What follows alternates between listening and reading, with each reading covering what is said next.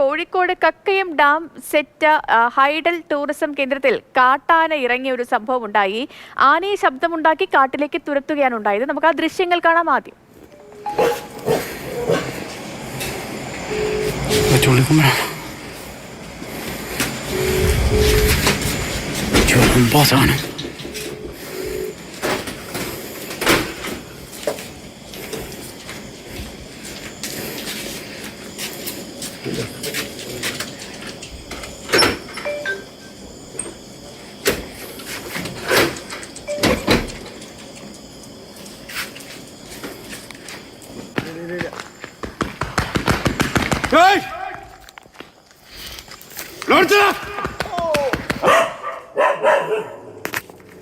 Rahul KV ഉണ്ട്. രാഹുൽ, ദൃശ്യങ്ങളിൽ നമുക്ക് കാണാൻ കഴിയുന്ന ഒരു കാര്യം, ഈ ആന അത് ജനവാസ മേഖലയിലൂടെ ഇങ്ങനെ നടക്കുന്നു.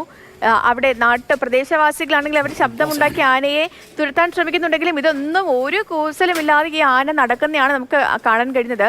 ഈ വന്യജീവി ആക്രമണങ്ങളൊക്കെ തുടർക്കഥയാകുന്ന സാഹചര്യത്തിൽ, കാട്ടുമൃഗങ്ങളൊക്കെ നാട്ടിലേക്ക് ഇറങ്ങുന്ന ഒരു സാഹചര്യത്തിൽ ഇപ്പോൾ ബന്ദിപ്പൂരിൽ മന്ത്രിമാരുടെ യോഗവും ഒക്കെ ചേരാൻ പോവുകയാണ്.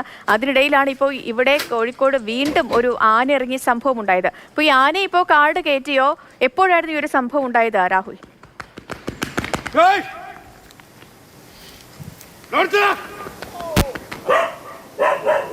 Sethu, good morning. വന്യമൃഗങ്ങൾ കാടിറങ്ങുന്നത് തുടർ സംഭവമായി മാറിയിട്ടുണ്ട്. ദിവസങ്ങളായി ഇത് തന്നെയാണ് സ്ഥിതി. ഇന്നലെ രാത്രി 12 മണിയോടുകൂടിയാണ് കക്കയത്തെ ഹൈഡൽ ടൂറിസം കേന്ദ്രത്തിൽ ആനയിറങ്ങിയത്.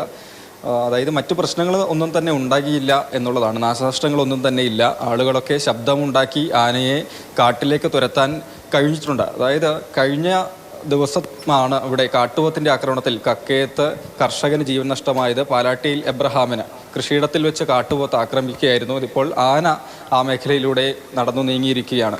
മേഖലയിൽ വന്യമൃഗശല്യം അതിരൂക്ഷമായി തന്നെ തുടരുന്നു എന്നുള്ളതാണ്.